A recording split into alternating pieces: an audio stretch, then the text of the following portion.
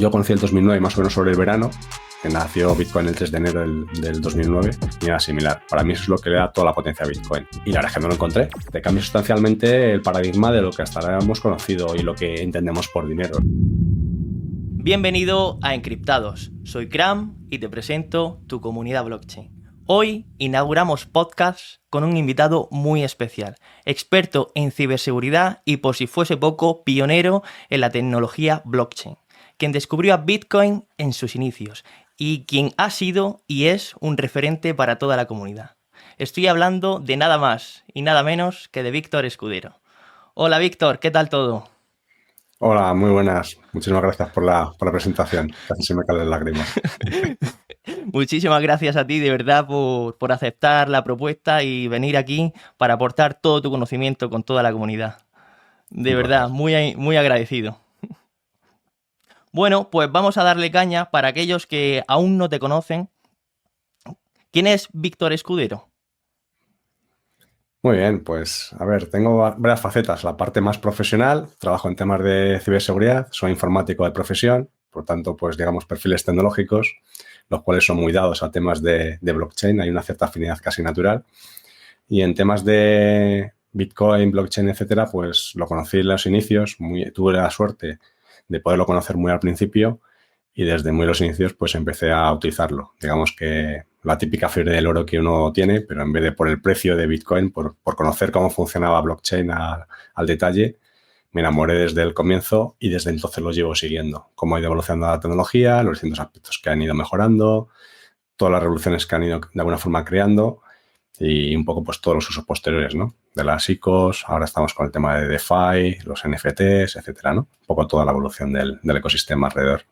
Y en el transcurso de toda tu carrera profesional, ¿cuándo fue el momento en el que descubriste a Bitcoin y cómo fue?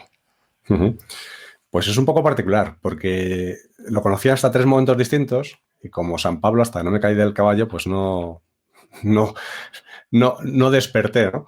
Es decir, lo conocí en varios momentos sin todavía haberlo asimilado, porque yo me dedicaba a temas de trading con tema de Forex de forma más o menos amateur, echándole muchísimas horas en mi tiempo libre. Cuando tenía vacaciones me cogí varias semanas seguidas para poderme dedicar a ello, pero digamos que haciendo trading, pues arbitraje también puntualmente, pero sobre todo trading, pues en distintas monedas. Tenía un compañero que vivía aquí en España que se fue a Australia y él también se dedicaba allí y me mencionó un día y me dijo, oye, pues mira, en vez de estar habitualmente como estamos nosotros, que si entre yenes, que si dólares canadienses, que si distintas monedas y demás, dice, joder, ha salido una moneda que es digital, que permite intercambiarla por cualquiera de las otras y se llama Bitcoin. Y la ventaja que tiene es que como ahora mismo prácticamente no hay nadie que la está utilizando, pues la diferencia en cuanto al arbitraje es bestial, porque claro, el mercado Forex, el arbitraje prácticamente está muerto, está automatizado, hay temas de trading de alta frecuencia, etcétera, es prácticamente imposible poder ganar, ¿no? Pero en cambio, arbitraje con otras criptos, o sea, con estas otras monedas que en aquel momento no había, apareció Bitcoin. La diferencia de si tú comprabas Bitcoins en euros o en dólares canadienses o en dólares australianos o en dólares norteamericanos o cualquier otra moneda era bastante grande. Entonces, él lo que hacía ya estando allí es él compraba en dólares australianos y luego la vendía en dólares estadounidenses y sacaba justamente la diferencia, ¿no? Y esto lo hacía pues casi de forma totalmente amateur y sin automatizarlo. Es decir, no se había construido un software de trading, ni había programado en Python en su vida, ni nada parecido, ¿no? Y él me lo mencionó. Yo dije, bueno, pues me parece muy bien, pero yo ahora mismo... digamos que esto me dedico por hobby, no es mi trabajo, me dedico por hobby de vez en cuando a hacer el trading. Eso implica estar pendiente de los índices de materias primas, ha salido el índice manufacturero no sé dónde, mercado de Chicago, todo este tipo de cosas, o los índices de bursátiles, o qué es lo que ha dicho el Banco de Japón, el BOJ, por ejemplo. Y tampoco es una cuestión de ponerse a especular ahora con el arbitraje de una moneda nueva que me han dicho que ha salido, ¿no? Y lo ignoré, pues básicamente se me quedó ahí, vale, pues ya está, ni me quedé con el nombre. Luego, posteriormente, me apareció una segunda ocasión en la que yo siempre está muy relacionado con temas de software libre también y apareció por un tema de criptografía. Es decir, estaba yo trabajando y ya tenía cierto interés en los temas de curva elíptica porque veía que los algoritmos que estamos utilizando hasta ese momento, típicamente pues algoritmos como RSA de factorización, basados en factorización de números primos y cosas similares, veía que utilizan claves enormemente grandes, ¿no? para utilizarlas con sistemas, con servidores grandes, que era lo que se está utilizando en aquel momento, y con entornos cliente-servidor, incluso con portátiles y demás, no es un gran problema. Pero en el momento que estamos pensando que esto iba a empezar a tener un uso masivo de correo electrónico, de utilizar todas las tecnologías también para consultas en el banco, transferencias y demás, dijimos, en el momento que el teléfono empieza a ser el dispositivo primario, el teléfono consume mucha batería. Y este tipo de operaciones son costosas computacionalmente y tienen un consumo de energía importante. Entonces, esto en un entorno sobremesa, en un PC sobremesa, más o menos da igual, no hay gran diferencia, pero si lo llevas a miles de transacciones y lo llevas a dispositivos pequeños, el que vamos a utilizar claves mucho más pequeñas, igual de eficientes, es importante. Y en aquel momento la curva elíptica, los criptógrafos que había, ya tenían muy estudiado. O sea, esto no es algo nuevo, esto ya lo tenían de hace muchísimo tiempo. Pero se dieron cuenta que esa tecnología tenía un potencial muy grande, pero todavía les daba cierto miedo de promoverlo activamente como mecanismos seguros, ¿no? Los criptógrafos son enormemente conservadores y puesto una tecnología que está desarrollada hace 20 años que hasta que no está súper probado no te van a dar su recomendación, ¿no? Su sello de aprobación. Y yo lo estaba investigando pensando en poder hacer alguna aplicación o poder hacer algún tipo de desarrollo que hiciera uso de esta curva elíptica. Y en aquel momento un compañero de trabajo, que es desarrollador y programaba en aquel momento con Java, me dijo, mira, aquí hay un proyecto que están utilizando la curva elíptica, han creado una nueva moneda, por lo visto, se llama Bitcoin también, han creado una nueva moneda y están utilizando la curva elíptica para un tema de cifrado de información. Y me dije, pues qué bien, ¿no? En aquel momento yo estaba buscando papers por todos los sitios y apenas había usos reales en proyectos y buscabas por GitHub y buscabas por los entornos que entonces se miraba de software, muchísimos relacionados con el MIT también, y no había prácticamente nadie que estuviera utilizando activamente, ¿no? Entonces me lo mencionó y dije, joder, pues a lo mejor no estoy tan equivocado de que esto puede empezar a tener cabida en un futuro, ¿no? Esto seguramente, hasta ese momento RSA era el rey, básicamente, y había algoritmos similares. Y si bien en algoritmos de cifrado sí que había, el AES que ahora conocemos y todos estos, pues Blowfish y Triple D, estos son históricos ahí de hace un montón de tiempo. Para temas de firma digital, hashes y tal, no había todavía un uso bastante grande de la curva elíptica. Y cuando me comentó eso, dije, pues me puse a investigar, ¿no? Y miré un poquito, leí un poquitín por encima y rápidamente lo dejé. O sea, me duró muy poquito, básicamente lo miré y dije, vale, pues voy a seguir investigando por aquí, parece que tiene buena pinta. No es el único que se está planteando que esto puede tener uso en un futuro. A lo mejor hay que seguir por esa vía, ¿no?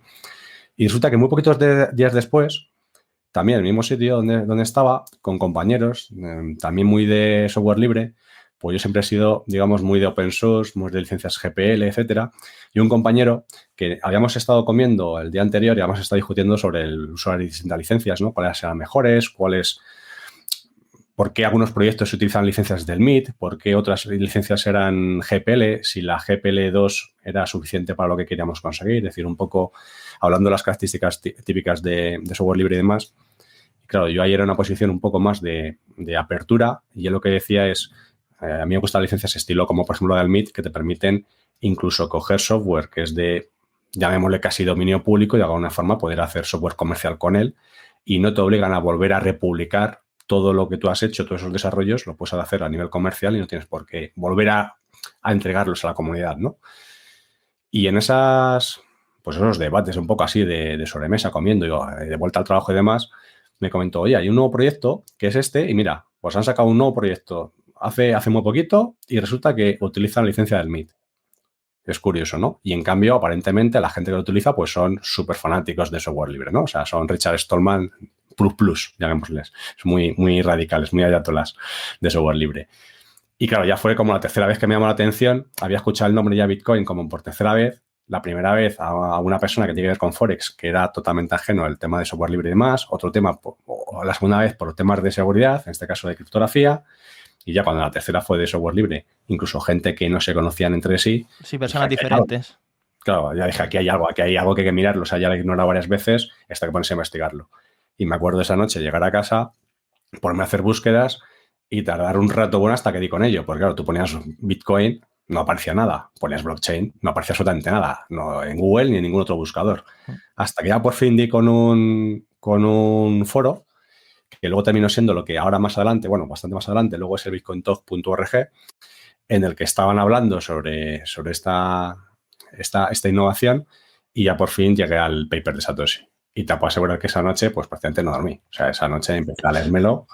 Era muy sencillito, muy poquitas páginas, pero empiezas a leerlo y al principio pues con cierto descrédito. O sea, todo hay que decirlo. Uno lo lee y dice, bueno, pues está muy bien, se le ocurre una idea fantástica a un chaval que seguramente pues ha dicho va a crear dinero de la nada, vamos a ver qué es lo que se le ocurre.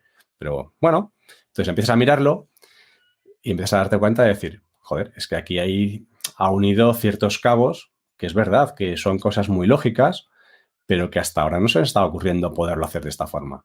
Y esta idea de poder enlazar unos bloques con otros y poder tener una economía totalmente descentralizada sin tener un ente central que de alguna forma controle digamos que tengamos una única visión de la verdad centralizada en un solo sitio, un punto de fallo, pues esto que ha sido, digamos, como santo grial de las últimas 2-3 décadas y ya llevamos tiempo atrás también intentando conseguir sin tecnología, pues de repente se le ha ocurrido. Entonces, claro, cuando de repente ves un armazón en el que parece que ha construido un coche en la que ya todas las piezas estaban. La parte de criptografía que utiliza era bastante antigua, funcionaba, digamos que el chasis ya está inventado, las ruedas, el motor, todo está inventado. Pero claro, el coger y poner un motor de combustión junto en un chasis, con unas ruedas, con una dirección que gire, con una correa de transmisión, etcétera, para al final tener un producto final como un coche, dices, esto es rompedor. O sea, es verdad que hasta ahora teníamos piezas, pero hemos pasado de tener inventada la rueda a tener un coche. O sea, la cosa es totalmente... cambia bastante, ¿no? Y según seguía leyendo, pues claro, al principio totalmente siempre mi cerebro un poco de ingeniero y de pensamiento crítico, pues es buscar dónde puede estar el fallo, ¿no? Dónde puede estar la tercera pata del gato, que aquí hay algo que se nos está escapando, ¿no? Seguramente hay algún punto de ruptura que sin entrar a analizar el código, pues esto pueda dar lugar a problemas, ¿no? Y la verdad es que no lo encontré. Y entonces, ya te digo que esa noche dormí muy poquito, me levanto, lo típico, vas al trabajo y tal, y cuando vuelves a casa de nuevo, pues dices, bueno, esto hay que seguir investigándolo. Y entonces es cuando ya miré el código. Entonces, me bajé el Bitcoin, lo que ahora es el Bitcoin Core, el Bitcoin D, digamos lo que es el programa, que había hecho una versión, Satoshi había hecho una versión, digamos, en modo demo para demostrar que lo que era su prueba funcionaba y había hecho una implementación de su propio algoritmo, digamos, de lo que había escrito en el papel, ¿no?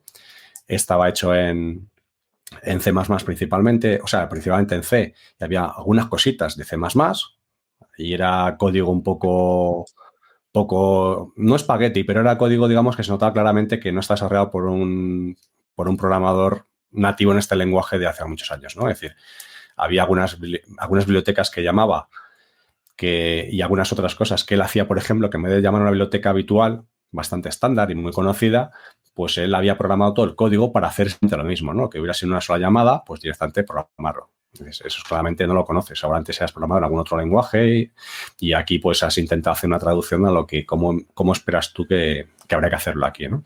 Entonces empiezas a revisar el código buscando errores, pero claro, al final y al cabo dices, bueno, el código puede tener errores, sí, seguramente tendrá varios bugs.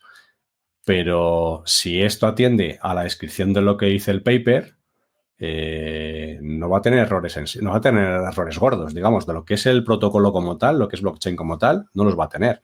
Podría tener errores de un programador, se le ha ido pues, un índice en un buffer, ha tenido un buffer overflow, porque o ha liberado memoria cuando no debe, cosas de este estilo, ¿no?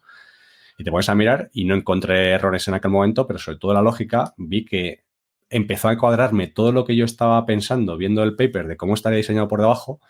Obviamente en el código estaba justamente los detalles de la implementación de cómo hacerlo, ¿no?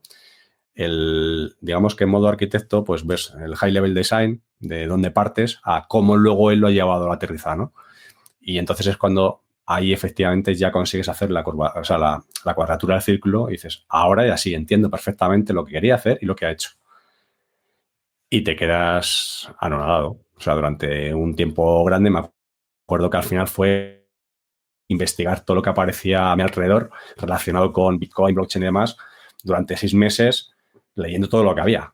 O sea, no podías parar. ¿Por qué? Porque decías, a ver, es que esto te cambia sustancialmente el paradigma de lo que hasta ahora hemos conocido y lo que entendemos por dinero, ¿no?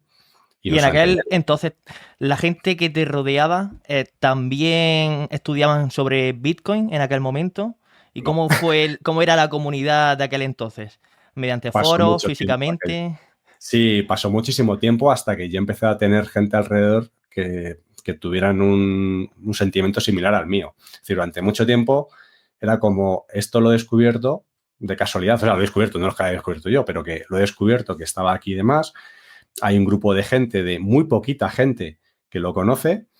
Casi todos ellos además venían de varias comunidades que eran cyberpunks y demás, eran un poco anarquistas y tal, lo cual yo no encajaba en absoluto en ese sentido, en ese sentimiento, pero sí que compartía con ellos mucha pasión por software libre, por temas de criptografía, seguridad y demás.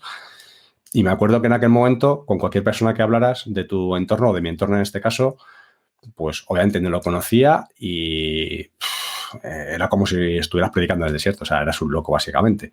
Durante, ya te digo, yo me estuve estudiando, yo conocí el 2009 más o menos sobre el verano, nació Bitcoin el 3 de enero del 2009, pero yo conocí o sea, perdón, 2009, 2000, lo he dicho mal, fue 2009. Sí, sí, el 3 de enero de 2009. 2009, efectivamente, estabas haciendo memoria. Yo conocí en verano, pero en verano fue cuando pasó esto que te comento y yo me tiré pues unos 6 meses más o menos, como te digo, sin dormir, sin parar, ¿no? Y hasta el 2010 no empecé a utilizarlo puntualmente.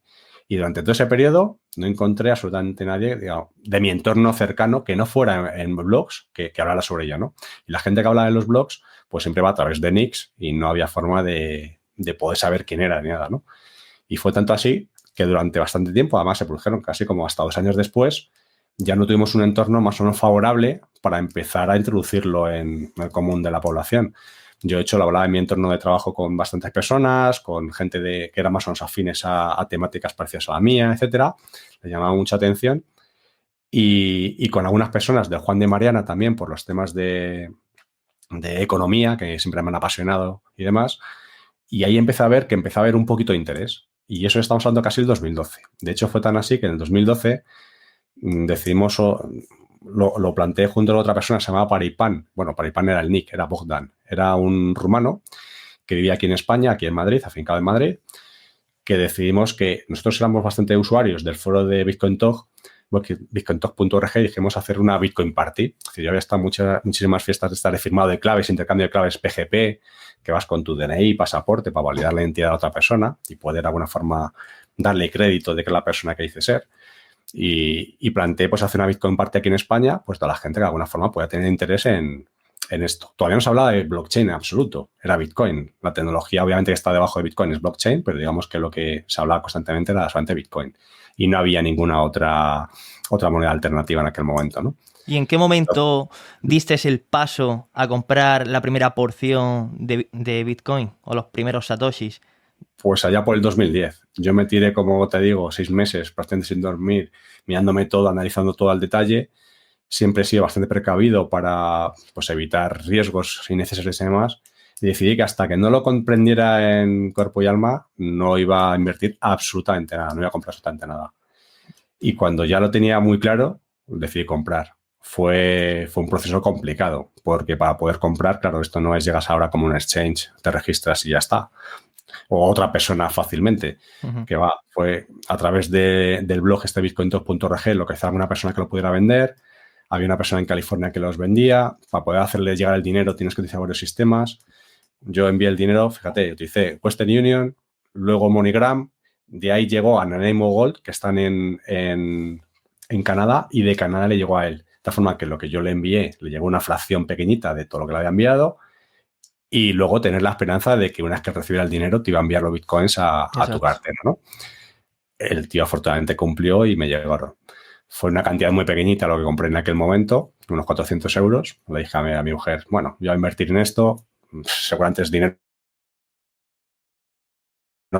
perdido, pero si esto triunfa como preveo que puede hacer, pues esto puede multiplicar por muchísimo. O sea, esto puede ser de pierdes 400 euros o ganas una bestialidad. Bueno, pues vamos a hacerlo.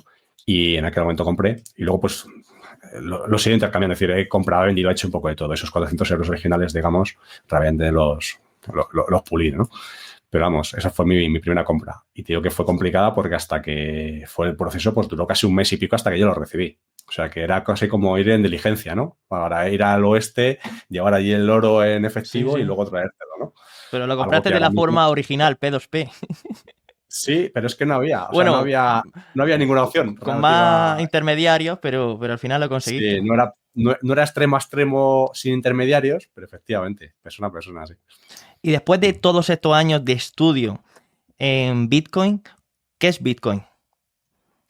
¿Cómo lo definirías? Todavía no te lo sé definir.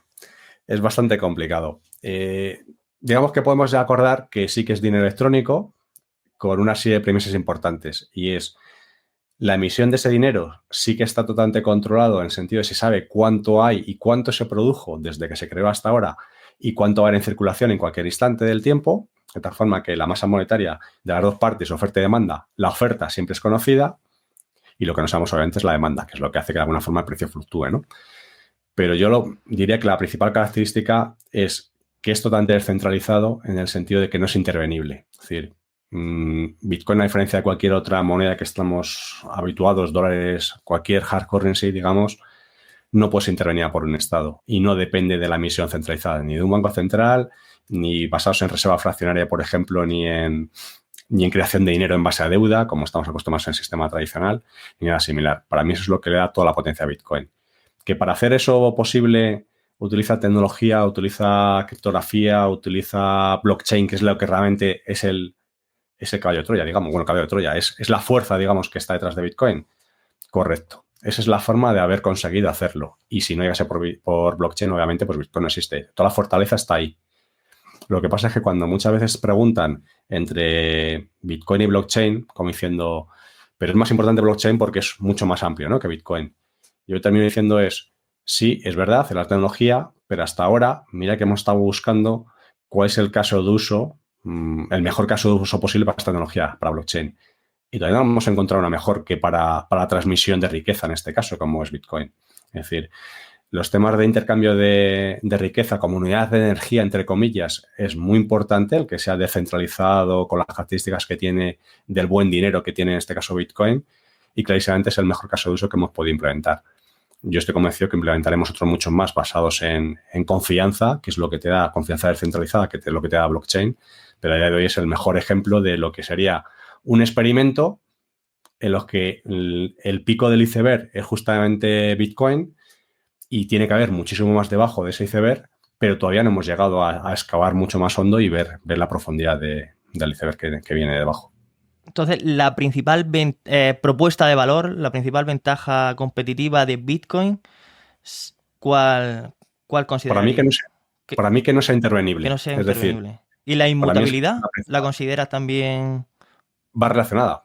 O sea, la inmutabilidad, por ejemplo, va relacionado. La inmutabilidad, por ejemplo, es si nosotros queremos, por ejemplo, voy a poner un ejemplo que tiene que ver con la fungibilidad. El código es ley. El código... Bueno, sí. Eso es. Eso nos gusta mucho a los programadores, a los techies, como llamo yo, en general, a los ingenieros. Pero la inmutabilidad, por ejemplo, es una propiedad que termina derivando en otras funcionalidades, otras propiedades, para mí, de más alto nivel todavía, más alto grado. ¿Por qué? Por ejemplo, cuando tú haces una transferencia en cripto, vamos a decir que sea Bitcoin, pero puede ser cualquier otra, puede ser Monero, puede ser cualquier otra. Cuando haces una transferencia, por ejemplo, en cripto, cuando tú haces esa transferencia, si te equivocas, no hay reversibilidad. Es decir, una vez que yo te envío los Bitcoins, es como si yo te doy un billete de 50 euros y tú te lo has guardado. Si yo me he equivocado y te he dado 50 euros y tenía que haber dado 25, tiene que ser de tu buena voluntad que tú me los quieras devolver. Pero yo no te puedo meter la mano en el bolsillo para quitártelos. O no te lo puedo robar directamente con inflación que puedo generar arbitrariamente, ¿no? Entonces, en ese sentido, el que sea inmutable, por ejemplo, puede tener propiedades buenas o puede tener propiedades malas. Si tú eres un comercio y a ti te están pagando, por ejemplo, en un momento dado con una tarjeta, si esa tarjeta está robada, o sea, es una tarjeta robada, la pueden anular, tú tendrás un seguro con Visa, Mastercard, etcétera, y te lo cubrirá. Pero digamos que si no estás cubierto por ese seguro, si esa tarjeta se anula, te han hecho una compra de 100 euros con la tarjeta, tú pierdes ese importe. Tú entregaste un servicio o un producto, imagínate que has vendido un jamón de pata negra y a ti te han pagado 100 euros o 500 euros con la tarjeta, ¿no? Si resulta que esa tarjeta es fraudulenta y no está asegurada, tú has perdido el producto, perdiste el jamón de pata negra y has perdido tu dinero. El que no sea, el que no se pueda modificar, que sea, digamos, irreversible, no inmutable, sino irreversible, hace que para el comercio sea muy bueno, en el sentido de una vez que ha recibido su pago, no se lo puedan retirar. En ese sentido está bien. En cambio, si lo miras desde el punto de vista del consumidor, es un doble riesgo, porque, por ejemplo, tú puedes haber hecho una transferencia con tu banco a un sitio que te has equivocado o has enviado más dinero o menos lo que deberías. Si le quieres dar marcha atrás, retroceder esa transferencia es relativamente sencillo. Llamas a tu banco, me ha pasado esto, se da marcha atrás y ya está. No hay mucha historia, ¿no? Claro, imagínate que tú te has equivocado y el código es ley, ¿no? Pero tú te has equivocado, has puesto 0,001 y 0,000 y has enviado no sé cuántos bitcoins. Una barbaridad. Todo lo que tuvieras, por ejemplo, ya no puedes dar marcha atrás. Eso tiene esa penalización, ¿no? Por otro lado, asociado a esto que comentabas de la inmutabilidad, pero también es importante que la fungibilidad de que todos los bitcoins son iguales. Es decir, no hay bitcoins manchados. Esto que se llama de bitcoins coloreados, ¿no? Los bitcoins, un bitcoin vale lo mismo que el de al lado. Exactamente igual. No depende de su procedencia ni nada similar. Es decir, no es que sean billetes marcados que, por ejemplo, como han intentado si tú recibes, imagínate tú recibes un pago en euros y resulta que luego se descubre que parte de ese pago a ti te ha llegado, te han dado en billetes y demás, parte de esos billetes provienen de un robo de una sucursal cercana a donde tú vives y que están con billetes marcados con una cierta numeración, ¿no? Puedes tener un problema porque tú has terminado teniendo un dinero que de alguna forma está marcado en el sistema como que son billetes ilegítimos. ¿Vale? Pero en principio los billetes todos valen lo mismo. Un billete de 20 euros, el de la izquierda y el de la derecha, aunque tenga distinta numeración, valen igual, ¿no? En Bitcoin es muy importante justamente que sean totalmente fungibles, es decir, sean idénticos entre ellos. Lo mismo que pasa con la función del oro. Es decir, un gramo de oro es un gramo de oro. Es un elemento químico puro y da igual que el oro provenga de Sudáfrica, de Alemania, de España, de donde sea. Da exactamente igual. Es oro. Es un elemento que no lo vas a poder alterar. Dependerá la pureza que tenga, pero el oro, si es puro, es bastante igual, ¿no? Pues aquí en Bitcoin también. Esa funcionalidad es importante. Y la mutabilidad es la forma que hemos conseguido, digamos, a través con la cadena de bloques, digamos, de solucionar el problema, de tenerlo todo ahí. Pero también tiene sus pegas. Es decir, tienes datos que has almacenado en una cadena de bloques con más o menos transparencia en función de la cripto elegida, sea Bitcoin o sea otras. Y todo eso, digamos, que no tiene fin en el sentido de que vas aumentando la cadena de bloques una tras otra y es verdad que es inmutable, es decir, no puedes alterarla. Una vez que está ahí, ya no puedes alterar. Eso quiere decir que a lo mejor lo que tú ahora mismo no eres capaz de tracear, en un futuro sí es posible. Con las nuevas tecnologías se puede hacer mucho más fácilmente, ¿no? Y a lo mejor te has puesto una transacción, has puesto cierta información. Imagínate tú, por ejemplo, has utilizado una cadena de bloques de Bitcoin para en medio meter datos como por ejemplo el hash de una foto o incluso una propia foto. Has utilizado y dices, bueno, esto que me ocupa 300K, pago la comisión de envío de Bitcoin y le meto una foto. Y luego, con una herramienta, es capaz de extraerlo. Pero para evitar que se pueda ver fácilmente la foto, lo has cifrado. Bueno, pues esa información a lo mejor puede estar ahí 30, 40, 50 años y a lo mejor resulta que la tecnología de cifrado sin tener la clave secreta se puede hacer fácilmente con criptografía cuántica dentro de 20 años y resulta que tú ya no lo puedes quitar de ahí, no lo puedes eliminar, ¿no? Es como lo que estamos acostumbrados del derecho al olvido, ¿no? En Internet. Pues a lo mejor una vez que has subido cierto contenido no lo puedes eliminar. Para lo bueno y para lo malo. Entonces cumple con una función de que no sea fácilmente alterable, esa es la permanencia como tal, pero por otro lado tiene unas características que es importante conocer cómo funciona para evitar males mayores a futuro también. Y como tema de actualidad, que ahora se pueden crear NFTs en la blockchain de Bitcoin, ¿afectaría al protocolo? ¿Sería un inconveniente? No, de hecho, blockchain como tal, que es el protocolo, digamos Bitcoin con mayúsculas en este caso, y bueno, digamos blockchain porque es lo que está debajo. En el caso de Bitcoin, el uso que le damos es este, pero hay ciertas primitivas que lo mismo que por ejemplo, en los contratos de Solidity para Ethereum han decidido darle mucha más funcionalidad, es decir, que sea un lenguaje de complete, que puedas programar lo que quieras básicamente. En Bitcoin hay ciertas primitivas que han decidido no desarrollar porque cuando se crearon, en su momento Satoshi decidió que era como de alto riesgo de esto está sin probar, estoy creando algo que si esto triunfa, como espero que haga, podría valer muchísimo dinero y no quiero dar pie a que pueda haber cometido errores a la propia implementación o lo que sea, ¿no? Pero eso no quita que ese protocolo, que está muy, muy bien diseñado, se puede utilizar para otras muchísimas funciones. Creación de NFTs, por ejemplo, el tema que te comentaba antes simplemente de almacenar un simple hash que te puede decir que tú eres el propietario de un contenido. Tú puedes ser el autor de un libro, un podcast, lo que sea, y tú demostrar de alguna forma la autoría o sobre todo la existencia de un producto. Sí, tiene una patente que puede ser auditada a nivel público por todas las personas. Eso es. Entonces, se puede utilizar para ese tipo de cosas y de hecho se está utilizando y me parece muy bien. De hecho, han empezado, hace un tiempo, lo que se pensó es cómo puedes sacar partido de ese protocolo para elevar una capa de abstracción mucho mayor y poderle hacer uso, ¿no? Para mí, a día de hoy, si me preguntas, pues cualquiera de estas criptos en general son enormemente complejas en cuanto hay mucha fricción para un usuario convencional que no viene del entorno cripto. Empezar a entender el ecosistema le cuesta mucho porque son desde las propias wallets, que deben ser aparentemente sencillas para nosotros, para perfiles a lo mejor como los nuestros, para el común de los mortales, que a lo mejor tenga 50 años, pues no le es tan natural, ¿no? Y tiene que conocer demasiadas cosas. Esto de saber que tú haces una transferencia y tienes que esperarte a que se confirme y una confirmación se recibe de media en 10 minutos, pero a veces son 23, a veces son 3, etcétera. Y hay muchas particularidades que deberías de conocer. Yo creo que es muy importante que creemos ecosistemas por encima, una capa de abstracción mayor que permita utilizar la tecnología sin conocer qué es lo que hay debajo, ¿no? Es un poco parecido la comparativa con lo que entendemos, por ejemplo, con el correo electrónico, ¿no? Yo me acuerdo que al principio de empezar a trabajar, muy a los comienzos, pues tenías que hacer, para probar cómo funciona el correo en una estafeta de correo aquí, pues hacías el telnet al puerto 25 del servidor, ponías el hello, soy fulanito, ponías las cabeceras, el from, el to, es decir, escribías todo en texto puro y duro, en línea de comandos, absolutamente todo, codificabas lo que querías con VEncode, ni siquiera mime ni nada, lo ponías el contenido y terminabas cerrando, ¿no? Hacías un buy y cerrabas la conexión. Entonces, tú cada vez que querías enviar un correo, tienes que hacerlo totalmente a mano, por línea de comandos. Y tenías que ir al servidor al que sabías dónde estaba la dirección de destino. Hoy en día, cualquiera escribe un correo en Gmail, cualquiera de los gestores habituales, y lo puede hacer cualquier persona sin tener mucho conocimiento de informática, ¿no? Pues, claro, el correo está muy bien que para a nivel de ingeniero tú sepas cuál es el puerto que se utiliza, si es el 25 o es el 2055, se utiliza cifrado, TLS por encima o no, las particularidades de protocolo y cómo funciona. Está muy bien que conozcas las tripas, pero para ser un usuario, tú tienes que saber que cuando tú envías un correo, funciona.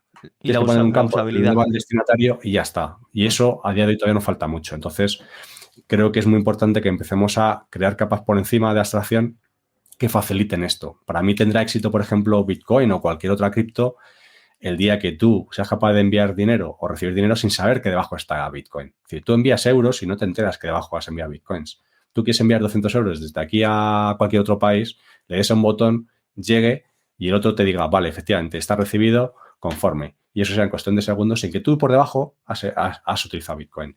Cuando la gente no llega a hablar de Bitcoin, por ejemplo, es cuando habrá triunfado. Hasta ese momento todavía, pues, tenemos que estar en las fases previas. Todavía falta mucho de usabilidad. Sí, el acceso fácil al resto de los mortales. Sí. Y para cualquier persona que no esté muy familiarizada con esta temática, pues hacerlo la usabilidad lo más sencillo posible. Y hablando de todas las características de Bitcoin, ¿qué similitudes encontramos con la economía austríaca? Vale, son entornos que comparten unos pilares similares. Es decir, por ejemplo, en este caso, el grupo de desarrolladores o quien se denomina Satoshi, porque pienso que pueden ser varias personas y demás, que comparten ciertas similitudes, sobre todo filosóficas, ¿no? De orígenes, de forma de pensar. Es decir, la escuela austríaca, en sentido de como fuente liberal de pensamiento, aquí pues ha habido grandes pensadores de la escuela de Salamanca también y demás, comparte una visión del mundo económico que, por desgracia, no es compartida por la mayor parte, por el mainstream de los economistas, pero es una visión bastante liberal en la que de alguna forma te están diciendo, cuidado con Papá Estado, no le entreguemos todas las puertas del reino a Papá Estado porque no va a velar por nuestros intereses necesariamente. Y en ese sentido, la filosofía de Bitcoin de ser tu propio banco y tener todo el control, ¿no? De not your keys, pues not your bitcoins. Si tú no tienes las llaves, no es tu casa, ¿no? Pues algo parecido. Pues esa filosofía es muy similar. Y de hecho, en la escuela austríaca también, pues incluso, por ejemplo, si lo comparas con el tema del oro, pasa algo parecido. Es decir, el oro lo han visto tradicionalmente como un bien que de alguna forma se opone te protege frente a la inflación y demás, como un valor, digamos, refugio. Tiene una visión más o menos similar. Y aquí Bitcoin de alguna forma ha intentado copiar la creación de ese oro, pero en este caso oro digital, ¿no? Es decir, ¿cuáles son las propiedades que tiene el oro?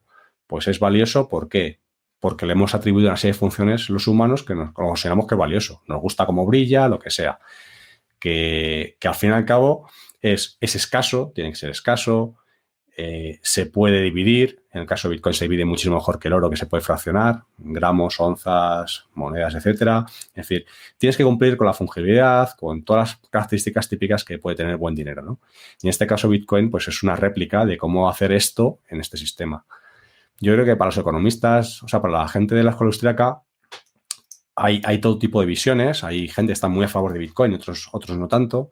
Pero creo que en general, por su carácter libertario, creo que ve muy positivo en modo experimento el tema de Bitcoin. Y cuando digo modo experimento, lo digo porque Bitcoin, por ejemplo, tiene de serie el crear una economía que a futuro, a largo plazo, es deflacionaria. Es decir, dado que la masa monetaria sabes cómo va a ir y va poco a poco, de forma asintótica, se va a ir regulando hasta que llega una cantidad de Bitcoins, que son los máximos que van a estar emitidos, van en esa línea. Esa, por ejemplo, ese tipo de visión de una economía deflacionaria, pues la realidad es que a día de hoy no sabemos cómo funcionaría. Ha habido muchísimas hipótesis y parte de ellas de la escuela austríaca de que puede funcionar muy bien, pero no se sabe. Y es un experimento que este tipo de software, por ejemplo, permite realizar, ¿no?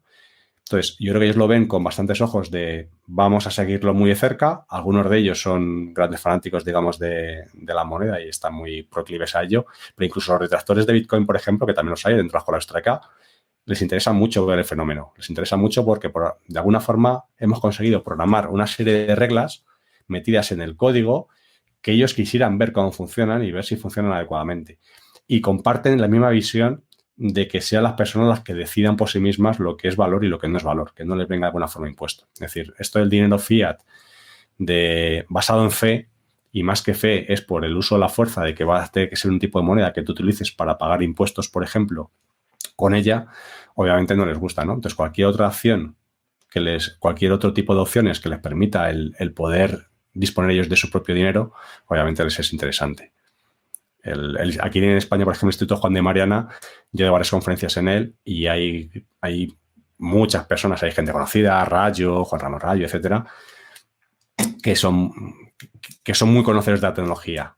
No diría defensores. Yo creo que igual que Rayo, por ejemplo, pues algunas veces habla bien, otras veces habla mal, igual que me pasa a mí mismo también sobre Bitcoin, pero creo que en general lo conocen bastante bien y están muy interesados por ello. Y porque Bitcoin para ti es libre, puesto que, refiriéndome a un acuerdo de consenso y el efecto red, claro, inicialmente, si quieres, puedes poseer o no Bitcoin, pero una vez que haya un patrón Bitcoin, pongámonos en situación en un futuro, si todo el mundo tiene Bitcoin, las personas necesitan sí o sí poseer Bitcoin. Por lo que el efecto red y la libertad en un futuro, si se establece un patrón Bitcoin, ¿crees que de verdad hay libertad? No sé si... Sí, porque no va... Sí, te entiendo perfectamente por qué lo dices, ¿no? Pero no veo que sean contradictorias. Quiero decir, el efecto red lo vas a tener muchísimas otras cosas también, obviamente. Interpreto por lo que dices que, claro, el efecto red es si al final todo el mundo tiene Bitcoin y tú quieres tener cualquier otro tipo de economía, pues si tú quieres intercambiar con otros, el esperanto, digamos, la lengua del reino, en este caso la unidad de moneda de intercambio, pues sería Bitcoin, ¿no? No creo que lleguemos a esa situación en la que pues reemplacemos otras monedas que hoy en día, pues hoy será el dólar, pasado mañana será el renminbi chino o yuanes o será otra, ¿no? No tanto que lo reemplace, pero vamos a ponernos incluso en un escenario que dices, venga, prácticamente todo el mundo utiliza de forma habitual Bitcoin, ¿no? Entonces, el que no quiera participar no lo va a tener. No, porque Bitcoin yo lo veo en ese sentido de experimento, es decir, hoy es Bitcoin, mañana se llamará otra cosa. Podría no ser Bitcoin, podría ser cualquier otra cripto. Lo que digo es que Bitcoin sí te ha traído la libertad en cuanto a que es la democracia hasta el extremo puro. Es decir, participas o no participas en base a si tú quieres. Si tú, por ejemplo, al igual que hoy en día quieres pagar algo en dólares, pues a lo mejor tú tienes solamente euros, puedes hacer la conversión.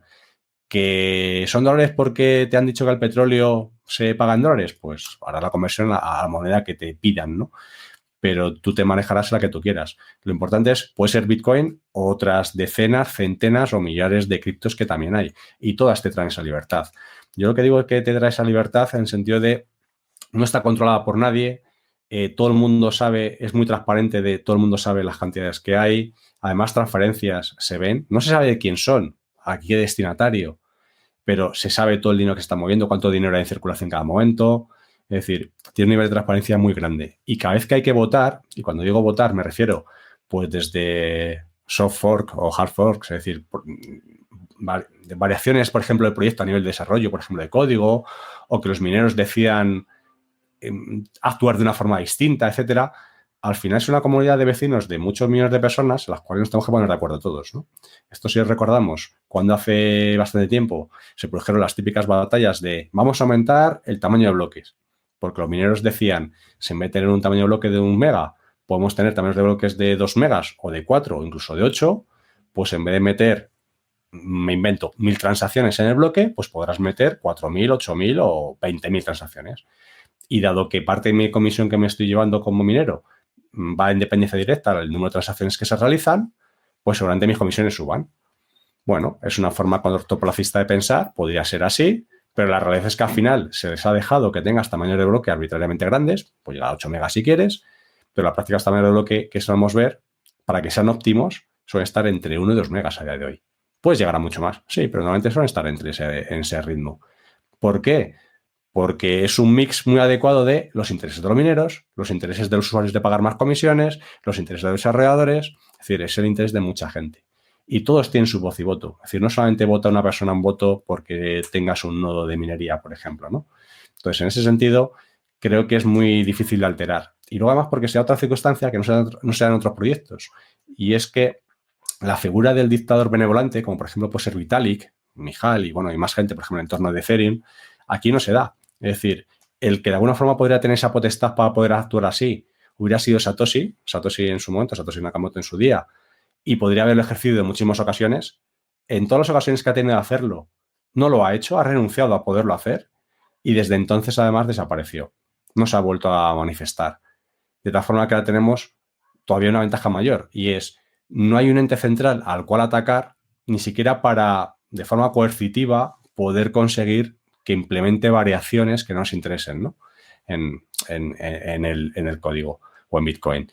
Y de hecho, cada mejora que se propone para Bitcoin se evalúan, son las típicas, las BIP, las Bitcoin Improvement Proposals, se evalúan esas mejoras y se votan y se debaten entre todos también. Entonces, veo que es un ecosistema muy sano de mejorar.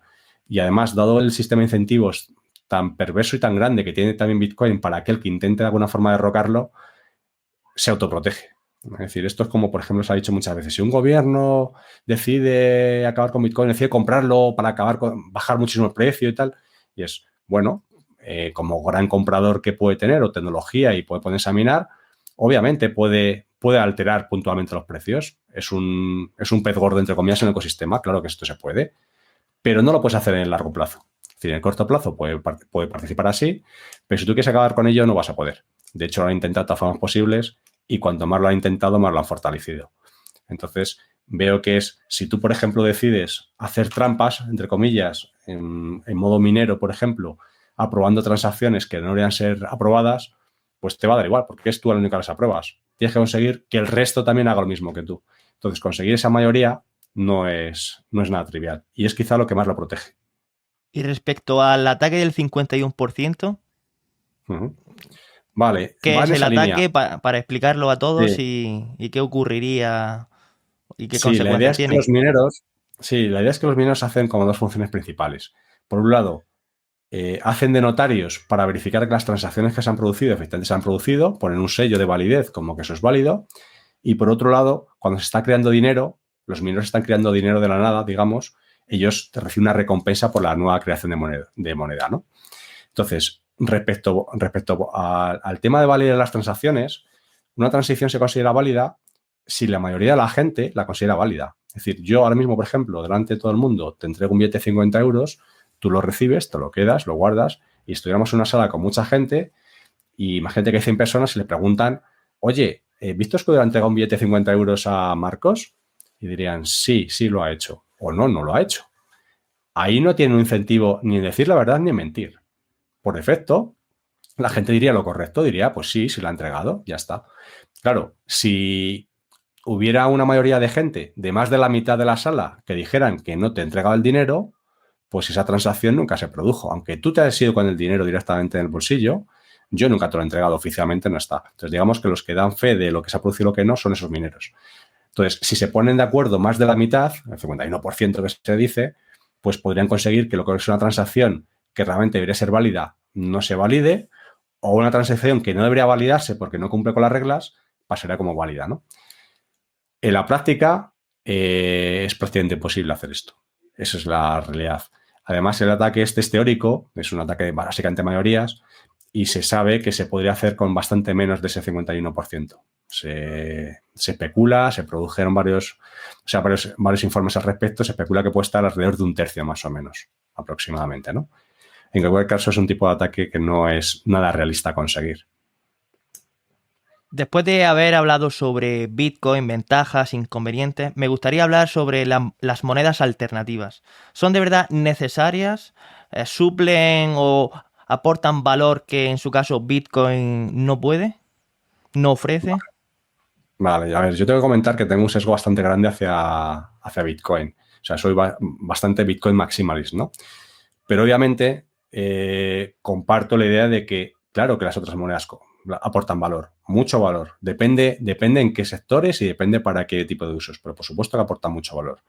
En el caso de Bitcoin, por ejemplo, como te comentaba antes, se decidió que iba a ser su uso principal, iba a ser para dinero y en consecuencia había funcionalidades que se pueden haber implementado en el código que se decidió dejar fuera con tal de otorgarle cierta seguridad al protocolo y evitar posibles fallos de implementación, ¿no? En cambio, hay otras monedas y otras cadenas de bloque que han decidido pues, optar por esa vía más alternativa y explorarlas. Por ejemplo, para permitirte poner situaciones, por ejemplo, en el caso de Ethereum, de la cadena de bloques de Ethereum con todo el ecosistema que tiene RC20 y demás, decir, bueno, pues quiero hacer contratos, por ejemplo, un smart contract, un contrato inteligente, o quiero tener pues algunas funcionalidades típicas del dinero programable. Pues espectacular. Eso con Bitcoin lo puedes hacer parcialmente, pero no puedes hacer todo. En cambio, con Ethereum sí lo puedes hacer. Y hay muchísimas monedas además que vienen a cubrir otros nichos que Bitcoin no cubre a la perfección. Es decir, yo lo que suelo decir es que para mí, a día de hoy, clarísimamente, y después de todos estos años, y mira que lo he estado dando vueltas, no hay ninguna moneda que cubra mejor que Bitcoin un poco todo el espectro de lo que yo le pediría a una moneda, ¿no? En todos los aspectos. Es decir, si quiero una moneda que sea más segura que Bitcoin, pues depende cómo valore la seguridad, si estamos hablando de privacidad o estamos hablando de las transacciones o si estamos hablando de distintos aspectos. Siempre que en algunos ámbitos hay una moneda que le gana a Bitcoin en algo. Siempre. Si miramos, por ejemplo, el tema de privacidad de las transacciones, pues hay muchas que se han diseñado, digamos, para ser mucho menos traceables. Sea Monero, sea Dash en su día, hay un montón de opciones, ¿no? Si buscamos otra, por ejemplo, que las transacciones se validen en mucho menos tiempo, también las hay. Hay otras muchas monedas que se validan en 2 minutos y medio, como Litecoin, por ejemplo, o otras que tarden segundos directamente, ¿no? Si valoramos, por ejemplo, otros aspectos, como por ejemplo que las transacciones sean mucho más seguras, también las hay, que sean transacciones más seguras que una confirmación en una cadena de bloques de Bitcoin, que ya es decir, que tienen muchísima seguridad, pero todavía las hay que tienen más todavía. Claro que las hay.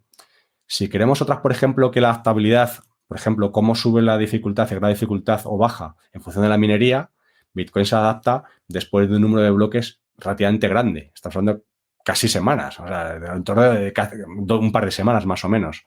Pues hay otras que se han implementado otras tecnologías, el Gravity Well, bueno, otra serie de opciones que han desarrollado, la han implementado dentro del código y eso hace que la dificultad se autoajuste automáticamente por cada bloque que se emite. Bueno, pues en este sentido también de nuevo la han vuelto a mejorar. Entonces, si miras en cada uno de los ámbitos, siempre hay otras monedas alternativas que la han mejorado claramente a Bitcoin. Pero la gran pregunta que yo me haría es, si tú quieres una solución, digamos, muy buena, no te diría perfecta, pero muy buena, que cubra todas las áreas, para mí a día de hoy no hay ninguna que se acerque ligeramente a Bitcoin. Ni de lejos. Es como si Bitcoin, por ejemplo, una escala de 0 a 10, la puntuaría con 8,5, no es perfecta, está muy bien, y siempre hay alguna que en algunas características le gana. Pero resulta que la suma de todas las características que yo le pidiera a cualquier moneda, la siguiente más cercana se puede acercar a Bitcoin, pues a lo mejor estaría por aprobado raspado, poco más. Es decir, está muy lejos de llegar ahí.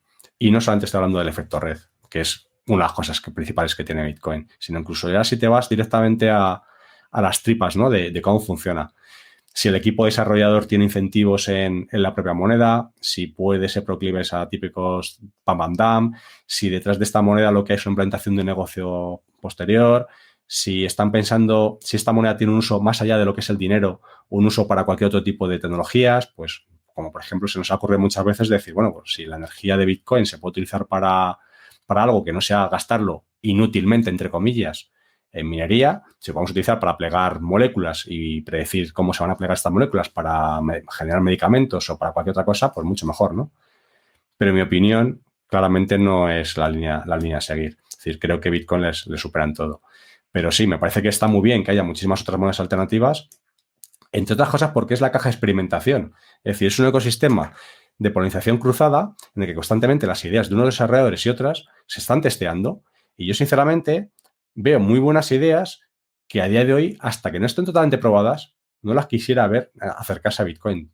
Quiero que se prueben, quiero que se testeen, quiero que se vean los problemas potenciales que puede tener y cuando ya estén suficientemente testadas, en ese caso, que se incorporen a Bitcoin, por ejemplo, ¿no? Simplemente. Pues en ese sentido de testbed, me parece ideal. Y para todas aquellas personas que ya se han iniciado, ya hayan comenzado con Bitcoin y quieren comprar Bitcoin por su seguridad de manera anónima, ¿cuál sería el proceso de compra y de custodia en wallet? Vale. A ver, de manera anónima. Lo más sencillo no es anónimo en absoluto. Ya sabemos que es a través de Exchange y eso requiere registrarse, dar tu pasaporte, El KIC, sí.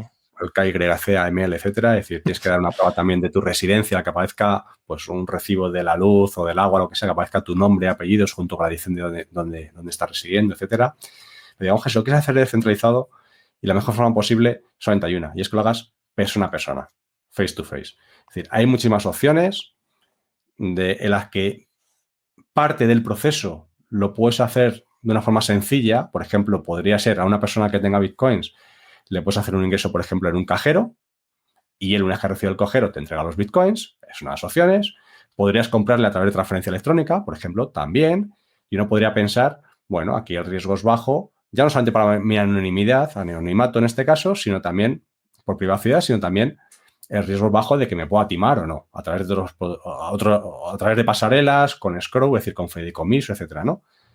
La realidad y por mi experiencia, si al final lo quieres hacer con un grado de privacidad importante y demás, tienes que renunciar a todo ese tipo de cosas. Es decir, en el momento que toques euros, da igual que sea para hacer un ingreso en un cajero, vas a estar con una cámara delante del cajero de la entidad bancaria, se va a quedar registrado, etcétera. Es decir, al final vas a asumir riesgos. La única opción es quedando persona en persona, un sitio público en el que la otra persona, siempre compartiendo los dos, estando los dos al lado, uno hace la entrega del dinero, el otro en ese momento le entrega los bitcoins a su wallet, los recibe, comprueba, se espera que se estén confirmados, a que reciba una confirmación, 2 confirmaciones, las que necesite. Yo diría que con una sería suficiente, pero 2 sería lo ideal. 6 no son necesarias a estos niveles.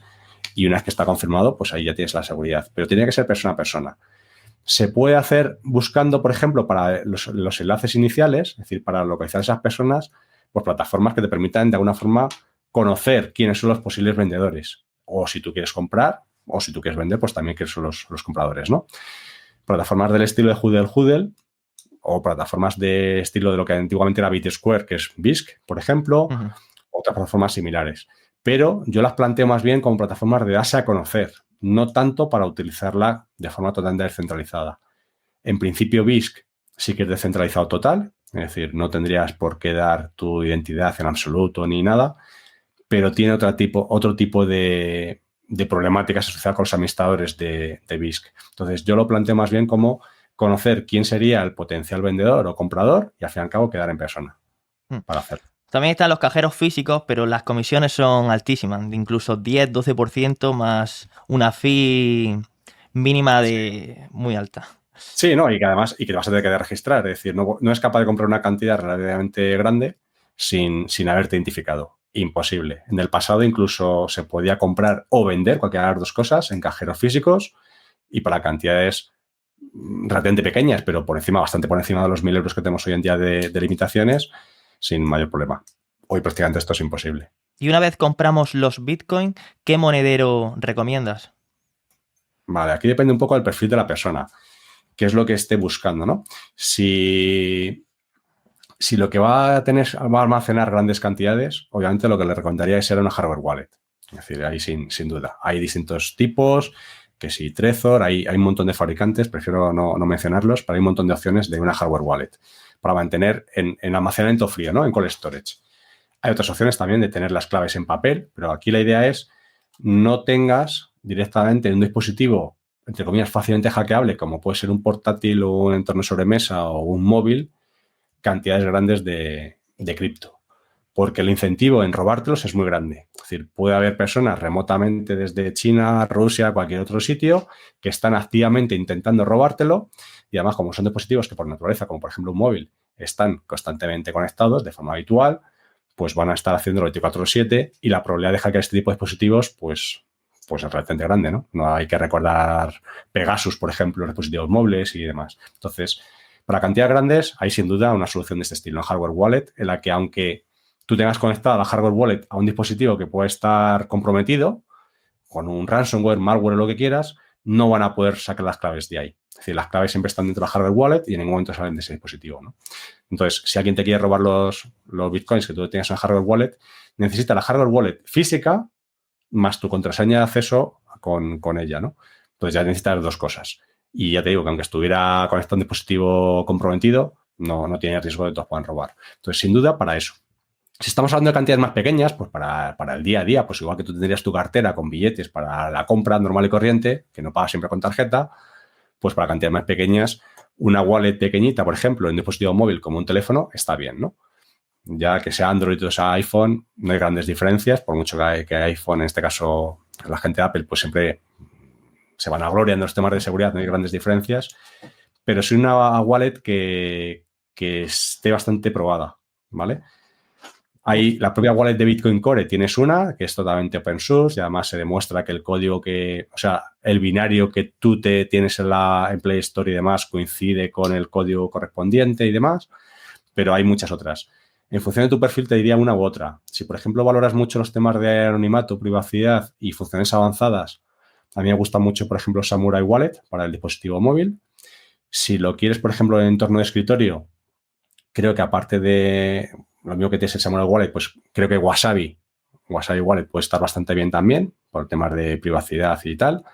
Y si quieres una cartera un poco más todoterreno para tu tipo de perfiles, desde gente nueva que lleva poco tiempo a gente que ya lleva un tiempo, pues creo que Blue Wallet y Moon Wallet pues pueden ser carteras razonables, que funcionan razonablemente bien y se comportan bien.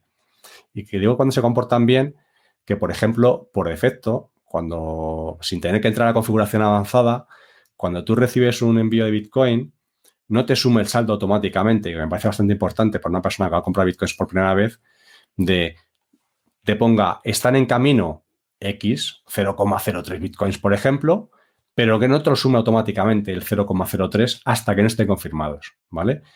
Porque da lugar muchas veces a falsas expectativas de que una vez que te han hecho el envío, ya tienes tu Bitcoins. Y no, hasta no están confirmados por la comunidad, no están ahí. Y eso puede requerir 10 minutos, 20 minutos, más tiempo.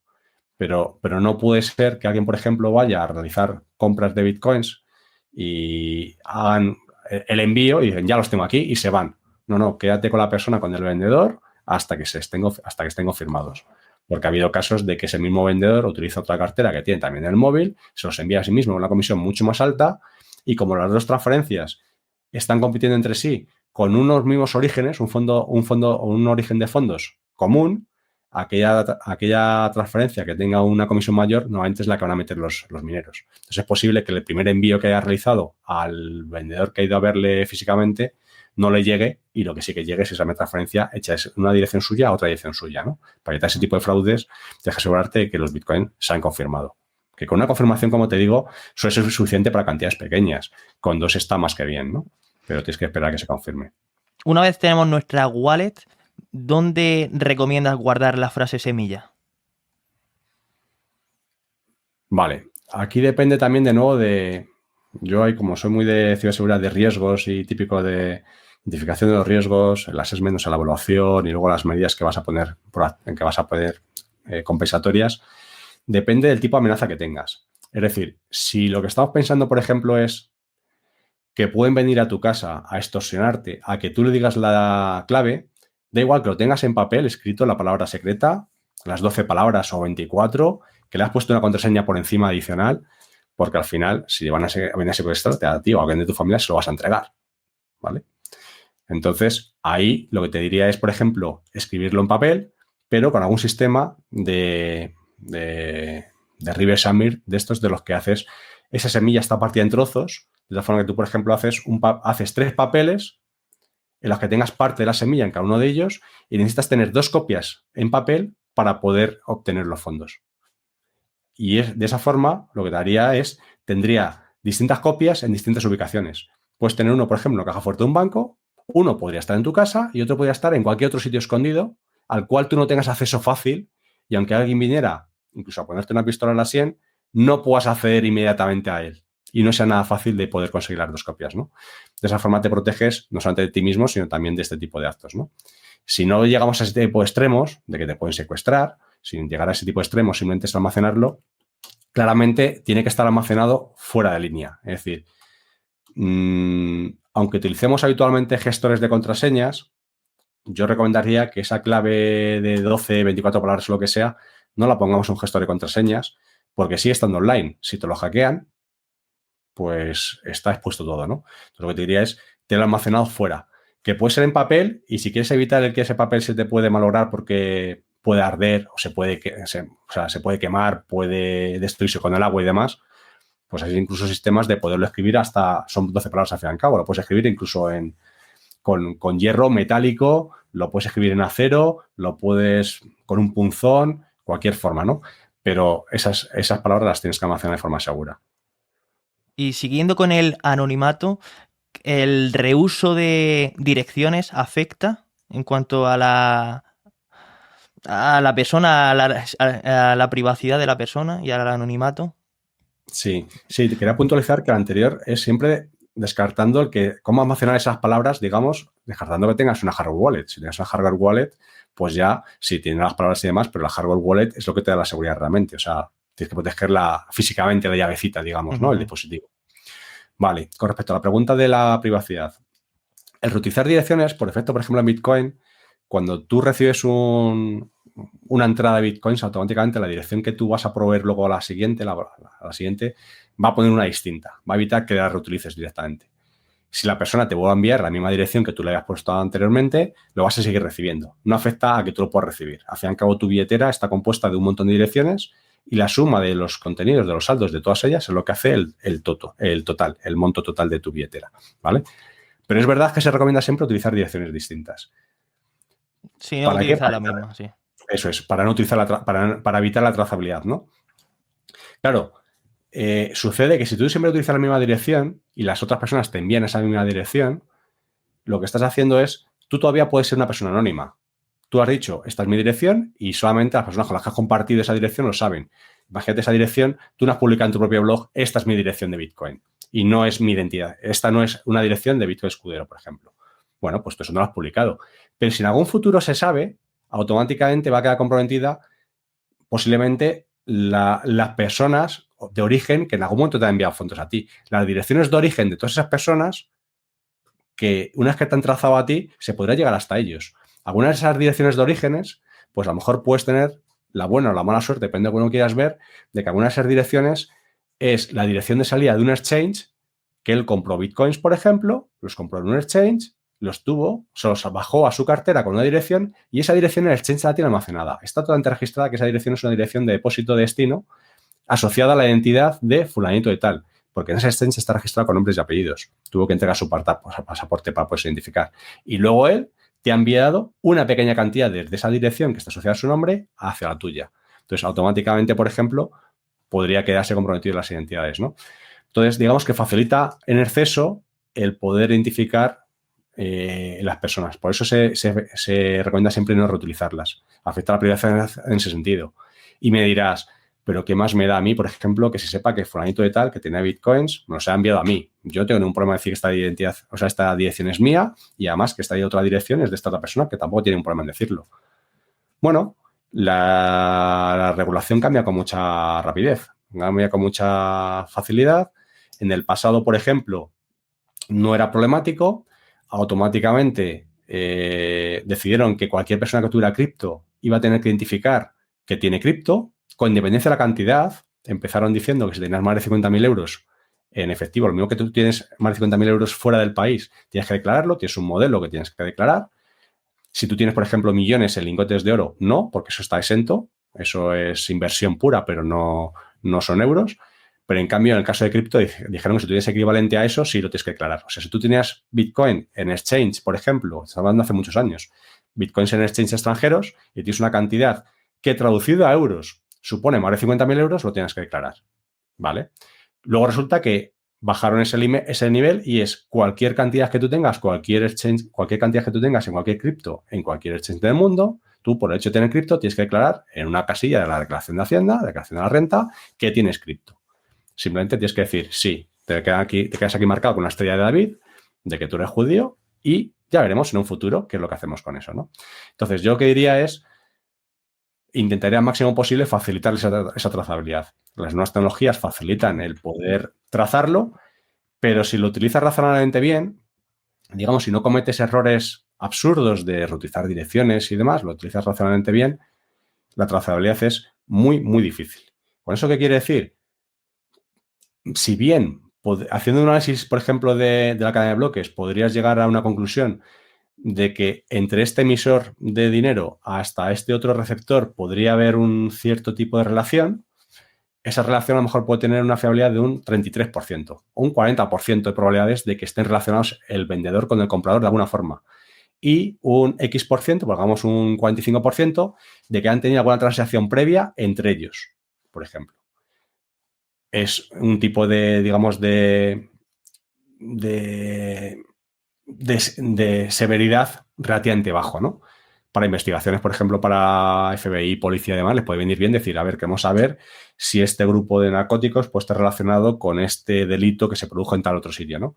No necesitan tener la seguridad 100%, pero para iniciar la investigación, para poder convencer a un juez y poder tener una orden judicial y demás, les puede interesar tener ciertos indicios que sin llegar a la categoría de pruebas le dé pistas de podrían tener una alta probabilidad de estar relacionados ambos delitos, ¿no? Uh-huh. Pues aquí un poco en ese mismo tipo. Entonces creo que esa trazabilidad, aunque tú utilices los bitcoins para comprarte camisetas y totalmente todo legal y no estemos hablando de ningún tipo de las habituales que se suelen criticar para las que se utiliza el cripto, pues sí diría a la gente que sea bastante cautelosa porque lo que hoy en día es algo más o menos normal y demás, en un futuro puede estar perseguido muchísimo más de lo que está hoy en día. Y si hemos sido cautelosos en el futuro no tendremos problemas, pero si no lo hemos sido, a lo mejor, aunque tú a partir de ahora empieces a ser bastante cauteloso, eso no quita que tu pasado está ahí y está escrito en piedra que no vas a poder cambiar. Hasta ahora hemos hablado como Bitcoin, como un registro contable público que puede ser auditado por cualquier persona, pero por el contrario también hay monedas alternativas que su blockchain es totalmente privada. ¿Qué opinión tienes sobre las monedas privadas tales como Monero u otras? Bueno, el concepto no es tanto la moneda privada, no es concepto de blockchain pública frente a blockchain privada sí. O permisionadas de alguna forma, porque hay todo tipo de escenarios mixtos, ¿verdad? Entonces, para mí la tecnología blockchain, digamos que es el ejemplo perfecto de llevar el nivel de descentralización al extremo. Es decir, si tú quieres un nivel de seguridad máximo, lo máximo que puedes conseguir, un nivel de seguridad extremo, en el que no tengas un solo punto de fallo, pero no solamente menos probabilidades, sino totalmente descentralizado. Lo quieres llevar al extremo, la única solución viable para eso es una cadena totalmente pública, un blockchain totalmente público. Y hay miles de soluciones que no solamente Bitcoin que van en esa línea, ¿no? Claro, para muchísimas soluciones que nosotros estamos utilizando en nuestro día a día, quizá tú no necesitas ese nivel de seguridad. Es decir, que a ti de alguien te dé un nivel de seguridad, por ejemplo, y no depender de un tercero, vamos a poner una probabilidad de que puede haber algún tipo de ataque, vamos a ponerle que fuera el equivalente a que te ha caído un rayo como 13 veces. En el mismo segundo, en el mismo sitio, 13 veces. Hombre, la probabilidad de que eso suceda es ridícula. O sea, es 0, o sea, es 1 entre 2 elevado a no sé cuántos. Una barbaridad. 2 elevado a 128, ¿no? Una barbaridad. Bien, bueno, pero a lo mejor yo no necesito ese nivel de seguridad tan extremo. De hecho, las operaciones que estamos habituados a realizar con nuestros bancos, el nivel de seguridad que tienen es muy inferior a eso que nos está dando, por ejemplo, una tecnología como Bitcoin simplemente. No digo que no te puedan robar los Bitcoins, al igual que te pueden robar un euro. Lo que digo es que lo puedan falsificar, ¿vale? Entonces, el nivel de seguridad, a lo mejor no necesitas llegar a ese extremo. Y hay muchas aplicaciones que tú puedes necesitar, por ejemplo, otras funcionalidades que, por ejemplo, requieran mucha mayor rapidez, ¿no? Tú imagínate que quieres implementar un sistema de compraventa, un exchange, y lo quieres programar con cadena de bloques, ¿no? Que no creo que sea la solución ideal, pero imagínate tú quieres hacer eso. Las transacciones que se están produciendo, el bit y el ask, entre un comprador y un vendedor, en tiempo real, te iba a decir milisegundos, en mucho menos de milisegundos normalmente, por debajo de 1 y 2 milisegundos, ese tipo de operaciones no las puedes implementar en una cadena de bloques que esté distribuida por todo el mundo con miles de nodos distribuidos con latencias tan grandes como tenemos hoy en día en Bitcoin. En cambio, puedes tener una cadena pública, o sea, una cadena privada, con una tecnología mucho más cerrada, con unos actores mucho más conocidos y con relaciones de dependencia incluso entre ellos. Y podría ser mucho más eficiente y mucho más rápido. Claro, renunciarías a una parte de seguridad grande que tiene Bitcoin. Pero en muchas organizaciones, por ejemplo, si una compañía decide crear su propia moneda y pagar a sus propios empleados con su propia moneda y esa moneda se puede utilizar en sus parkings, por ejemplo, en sus máquinas de vending para comprarse una lata de un refresco o lo que corresponda, esa compañía y ese empleado ya tiene una relación de confianza de por sí. Son empleado y es empleador. Ahí no incurre en un riesgo adicional por tener una relación de confianza de una cadena de bloques, en este caso privada. Entonces, en ese sentido, por ejemplo, pues podría tenerlo perfectamente, cabida. Y hay otras muchas que son permisionadas que les pasa parecido. Entonces, digamos que en función de qué es lo que quiera resolver, yo lo veo como un entorno de totalmente descentralización total a un entorno totalmente centralizado y en medio hay una franja bastante grande de federación. Tú quieres un entorno federado con ciertas cabezas importantes pensantes que son nodos principales y hay otros que son secundarios. No son todos iguales, no es una democracia extremo 100%, pero digamos que también se asemeja mucho más a cómo funciona muchas veces en nuestra jerarquía a nivel de sociedad, ¿no? Entonces, veo que es perfectamente válido. Lo que sí que me da miedo es cuando veo soluciones permisionadas, sobre todo, más que privadas, que estos han ido cada vez a menos, permisionadas que de alguna forma intentan venderse como la solución más segura, etcétera, etcétera, y intentan desbancar otras soluciones de cadena abierta totalmente, ¿no? Creo que son para resolver problemas totalmente distintos y además creo que blockchain como tal, como cadena pública, resuelve un problema que solamente blockchain ha sido capaz de resolver con su propia tecnología, que hasta ahora ninguna otra tecnología nos ha dado una forma de poderlo resolver. Solamente vamos a resolverlo de esta forma y es totalmente innovador. Quizá en unos años o en varias décadas conseguimos alguna otra forma de resolver un problema similar con una tecnología distinta a blockchain que haga algo parecido. A día de hoy no la tenemos. En cambio, en entornos totalmente privados o permisionados incluso, la forma de resolver este tipo de situaciones no tenemos por qué recurrir a tecnologías de cadena de bloques.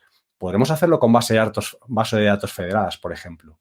Y son mucho más eficientes, mucho más rápidas, etcétera. Es decir, no veo que las características propias de una cadena de bloques, en el caso de una privada, sean características interesantes que no podemos replicar con tecnologías más eficientes. Es decir, ahí es donde creo que nos estamos equivocando intentando adaptarlo, ¿no?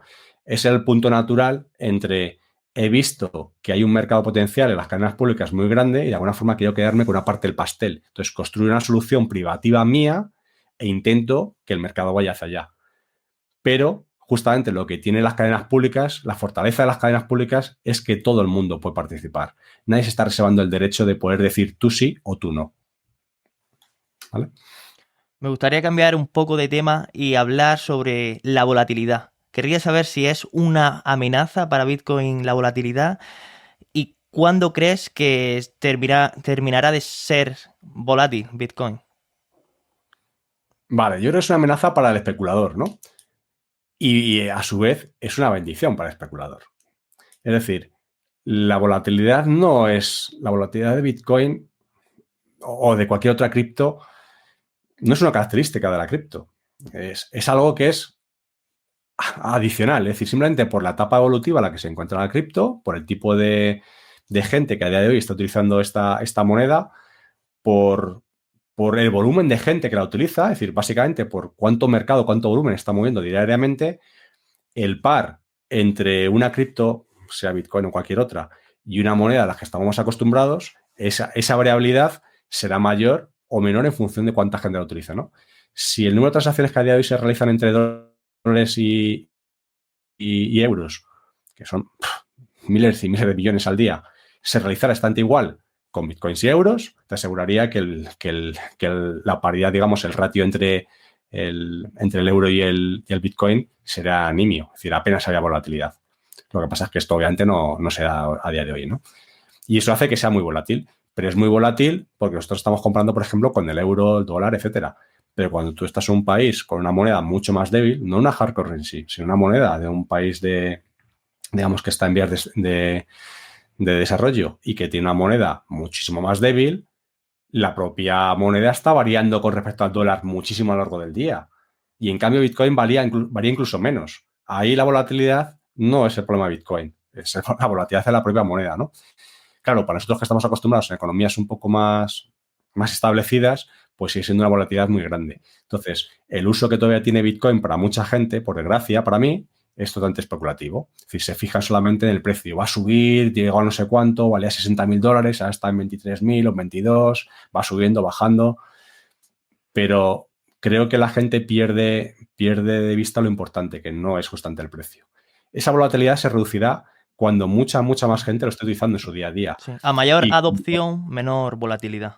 Eso es. Imaginemos, por ejemplo, que empieza a haber compañías que pueden ser startups inicialmente, que parte de los beneficios de esa compañía y sus empleados se la pagan en bitcoins. Ya no el equivalente al X de salario, un porcentaje equivalente a bitcoin, sino directamente en X bitcoins. Si esos bitcoins suben o bajan, yo te vas a ir pagando en bitcoins, no en euros o en dólares. Que la economía estuviera totalmente asociada a esa moneda, ¿no? Es un paso bastante más allá incluso de lo que pasa en El Salvador.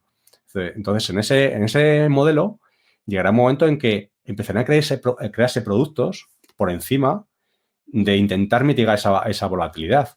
Pues productos de hedging, productos de CFDs, también de protección, swaps. Es decir, por ejemplo, típicamente una compañía multinacional que opera en distintas regiones, ellos a lo mejor tienen su moneda en euros o puede tener en dólares, opera en otros países como por ejemplo Argentina y para protegerse de la inflación, para protegerse de variación de cambio, etcétera, contratan seguros de crédito, de caución, a distintos tipos de seguros, para protegerse de que el tipo de cambio en la importación de mercancías, exportación, etcétera, no va a variar a lo largo de, por ejemplo, todo un año. De tal forma que ellos pueden tener un tipo de cambio con una cierta tranquilidad de que por debajo de ciertas horquillas el seguro va a compensar justamente esa diferencia. Es decir, tanto si va a su favor como si va a su contra, ¿no? Ese tipo de productos se han dado porque es una necesidad del mercado. Bueno, pues ese tipo de cosas pasarán de forma natural en Bitcoin tan pronto como haya mucha más gente que lo adopte y hará que la estabilidad sea mucho mayor. Si miramos la volatilidad que tiene Bitcoin en los orígenes y lo que tiene hoy en día, pues hoy en día es una volatilidad de juguete. Es decir, está acostumbrado a ver todos los días durante mucho tiempo volatilidades de más del 50%. Esto era todos los días, un lunes, un miércoles, un jueves, cualquier día. Hoy en día vemos una volatilidad de un 5% y es noticia.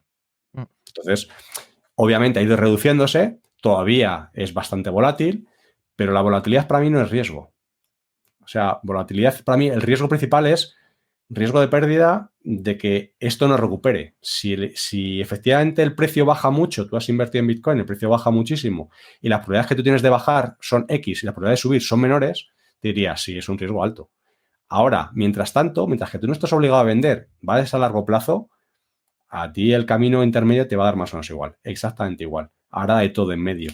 Ahora, la pregunta que yo me hago es, ¿qué probabilidades pienso yo de que esto pueda bajar por debajo de tanto y qué probabilidades pienso yo que esto puede subir por encima de tanto?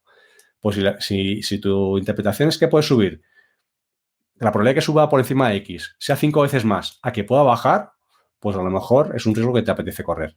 Todo depende de tu interpretación, ¿no? Es como invertir en una startup. Pues sí, lo más probable es que esa startup no sobreviva un periodo de 4 o 5 años y 9 de cada 10 fallezcan, pero si tú has invertido en 10 startups, solamente necesitas un acierto. Con ese es suficiente, ¿no?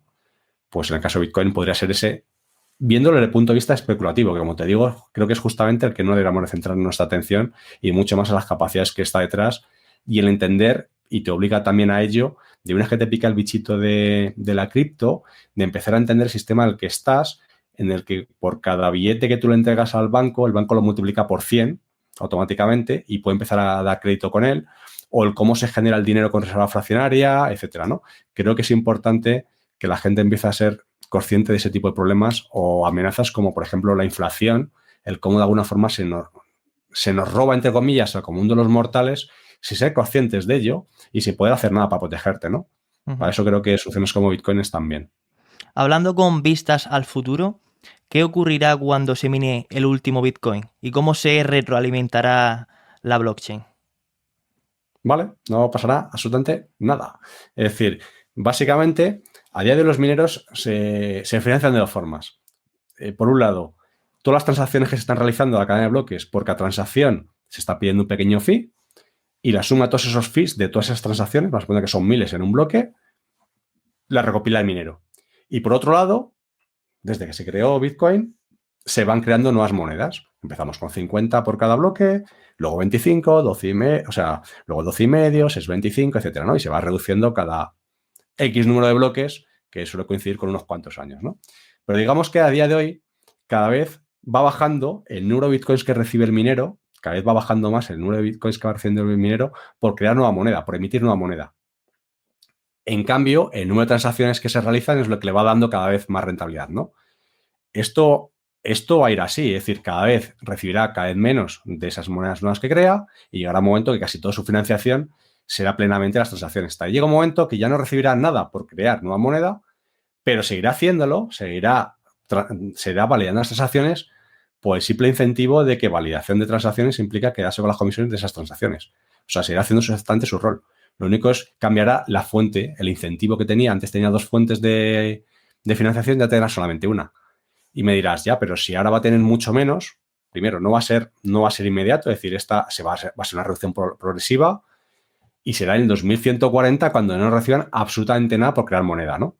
Lo cual no quita que muchísimo tiempo antes ya casi el incentivo sea muy pequeño.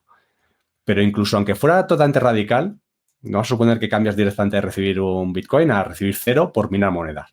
Y ahora ya solamente es de comisiones. Aunque fuera totalmente radical, obviamente los mineros se van a ajustar a ese grado de dificultad. Es decir, si la comisión que recibo por esas transacciones no me compensa el gasto energético que estoy poniendo, tecnología, etcétera, etcétera, de mi negocio de minería, pues dejaré de minar. Si resulta que sí me compensa, minaré más. Por tanto, lo que haremos es que ajustaremos la necesidad de garantizar esa seguridad de las transacciones con los mineros en función de cuánto uso se esté dando a la tecnología, mayor o menor. Ahora, Víctor, vamos a entrar a la sección de preguntas rápidas. Son básicamente preguntas muy simples y te voy a dar a elegir dos opciones. Ninguna buena, ¿no? Nada, muy fácil. La primera es, ¿qué prefieres, una blockchain pública o privada? Pública. ¿Una divisa digital o cash? Cash. ¿Centralización o descentralización? Descentralización. ¿Prueba de trabajo o prueba de participación? Prueba de trabajo. Y la última, ¿recomiendas poseer Bitcoin? Sí. Muy bien. Con muchos matices, porque no puedo dar recomendaciones financieras y demás, pero con muchísimos matices, pero por supuesto, sí.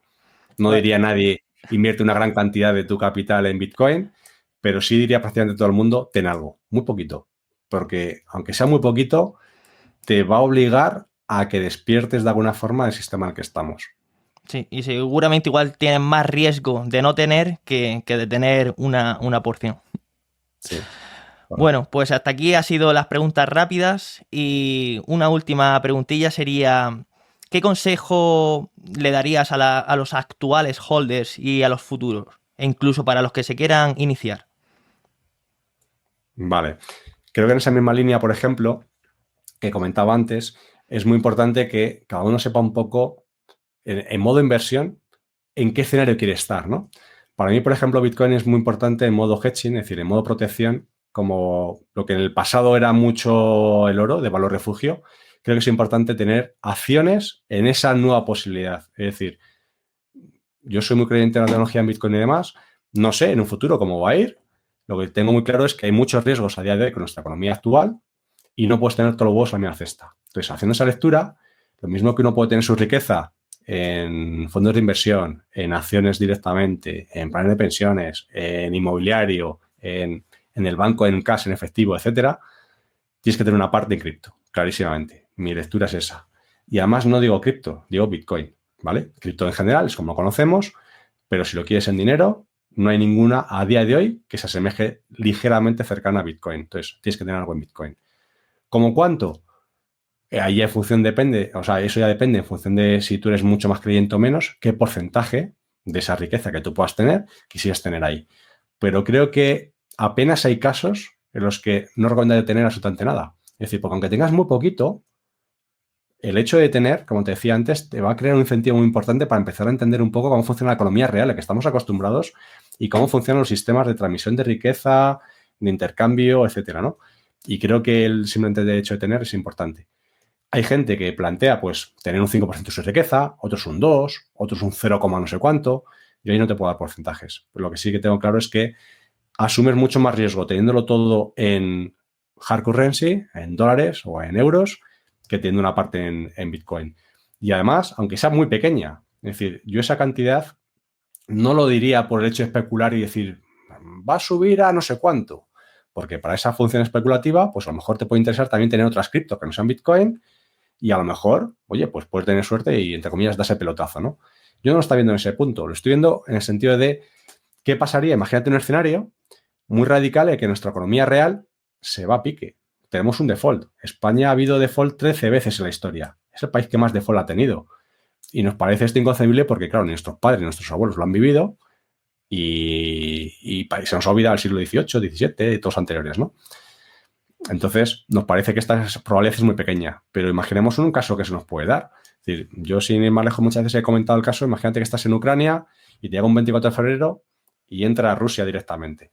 Y tú puedes ser un ciudadano muy rico, ucraniano, que estás en la zona este de Ucrania y de repente tienes que salir emigrando con tu familia, corriendo y demás. Olvídate de tener el dinero en el banco. El dinero del banco no lo vas a poder sacar. Las sucursales van a estar todas cerradas. Vas a tener que salir por la primera frontera que te encuentras. Y vas a llegar, si tienes suerte, y llegas con tu familia y demás, y llegas a un sitio, a la frontera con Polonia, y llegas y dices, buenos días, ¿aquí cómo la tenéis para pagar un bocadillo o lo que sea? ¿Cómo pagáis? ¿En zlotys? ¿En euros? ¿En, yo qué sé, en leys? En lo que queráis, en cualquier tipo de moneda. Claro, tú esa moneda no la vas a tener. Tú eres ciudadano ucraniano. No tienes dinero contigo en efectivo. Y además, aunque lo tengas, no lo has podido sacar. Y aunque lo tengas en el banco, automáticamente a los 2 días de la invasión, la riqueza automáticamente se acaba de depreciar. Tu moneda local se acaba de depreciar entre un 30 y un 40%. Así, automáticamente. Es decir, aunque tú tengas dinero, acabas de tener, si antes tenías 100.000 en el banco, 100.000 euros, el equivalente, tendrías 60.000. Así, de un día para otro. Entonces, es un hándicap muy importante. Y lo que voy es cómo sacas toda esa riqueza que tienes ahí para simplemente poder alimentar a tu familia en un país distinto. Pues no tendrías esa opción. Imagínate eso mismo que lo llevas en bitcoins. Lo llevas en 12 palabritas aquí, grabado en la cabeza, o en 24 palabras, y lo llevas ahí. Da igual si apareces en Polonia o en cualquier otro país. En cualquier sitio se puede intercambiar. Entonces, esa ventaja tan bestial, seguro que es algo que no te has planteado en tu país que puede pasar, una crisis. Nos olvidamos rápidamente del primer riesgo de España, de que Italia esté en una situación complicada, España también. Estas cosas pueden pasar. Y si miramos a nuestros países, por ejemplo, a países latinoamericanos y países hermanos y demás, que lo han vivido con bastante frecuencia, Venezuela, Argentina, etcétera, Cuba, no hace falta irse tan lejos. Entonces, yo no digo que esa probabilidad sea muy alta de que pueda pasar, pero lo que estoy diciendo es, si llega a una situación de esa naturaleza, más vale que esté diversificado como para no vivir bajo un puente, ¿no?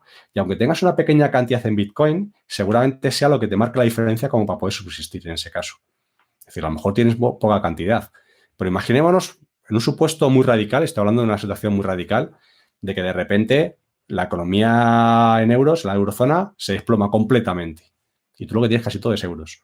En esa situación, seguro que Bitcoin se dispararía frente al euro. ¿Cuánto valdría? El intercambio por euros valdría una barbaridad. Aunque tú tengas pocos, si antes tenías equivalente a 100, automáticamente vas a pasar a tener el equivalente a 5.000 en nada de tiempo. Pues justamente ese valor de protección lo acaba de cumplir en esa situación. No estamos pensando, yo no estaría pensando en un entorno de especular, de que gane muchísimo porque esto se va a revalorizar y yo puedo venderlo, sino en situaciones extremas que en principio no deberían de suceder, si llegan a pasar, al menos sobrevivo. Sí, la visión de un activo digital como refugio. Eso es. Para mí esa función sería la más importante. Antes de finalizar el podcast, querría preguntarte a quién te gustaría ver en el próximo vídeo que viniese a Encriptados. ¿A quién me recomiendas? Yo sabría decir, hay mucha gente, ¿no? Yo escucho mucho, no es de los que más coincida con él, escucho mucho a Lunatic Coin y varias personas más de su entorno.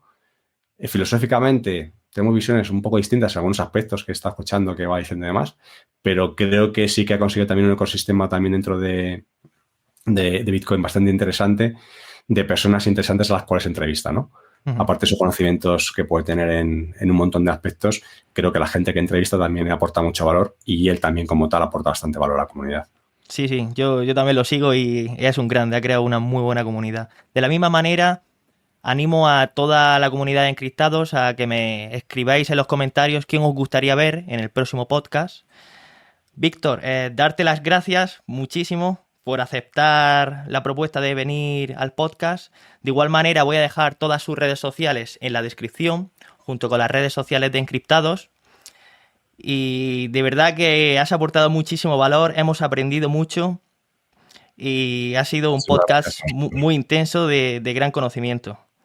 Y de tenerte a ti como un referente que has sido y eres, pues ha sido genial poder tenerte aquí.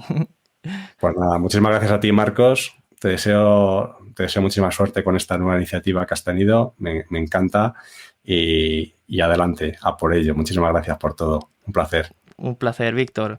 Nos vemos en el próximo vídeo.